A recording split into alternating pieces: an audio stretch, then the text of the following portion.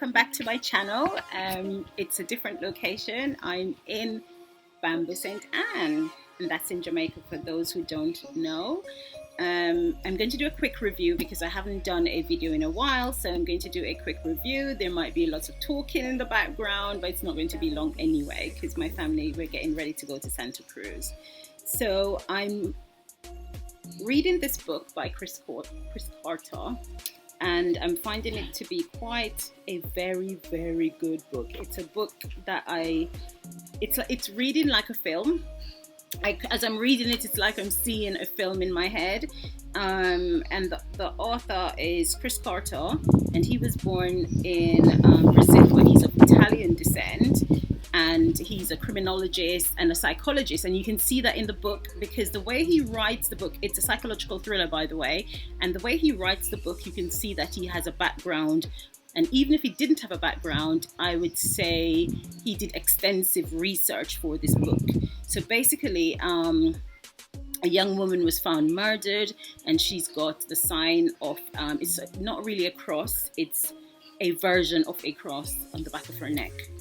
And it's a serial killer that they've come across before, and they thought he had been caught, and they thought that they caught him and they put him to death. He went on death row and he was killed, and then it turned out that it's the wrong person. So that's what the book is about. I'm only on page 122, so not much, but I just thought I would quickly come on and talk about it. I do recommend this book, by the way. What I like about it is that it's so accurate, and it reads like a CSI film. Like if you're watching CSI, it's the same thing. I could picture it in my mind's eye, and it was like watching CSI. So if you like CSI, I would recommend this book. As I'm not prepared, as you can tell, I'm not sure if he's got other books. No, they say that The Crucifix Killer is his first novel. Oh, so that's his first novel. It's very good for his first novel, actually. Actually, the first novels tend to be quite good, and then as they write more books, they tend not to be as good. As you can see with my favorite author, Joe Nesbo, his very first book was very, intense and really good, and then it kind of tailors off as he starts writing more books. But yeah, it's his first book. I'm surprised. It says that he likes glam rock bands and he lives in London. So he's a Brazilian of Italian origin that lives in London. Isn't that something? So anyway, let me read the back of the book for you quickly, and then I will wrap it up. It's not much of a review, it's just a touch base, really. It says, every time he closed his eyes, he could still see the carving on the back of her neck. He could still smell the pungent odor from that room. Could this be happening again? In a derelict cottage in LA, a young woman is found savagely murdered, naked, strung from 2 wooden posts. The skin has been ripped from her face while she was still alive.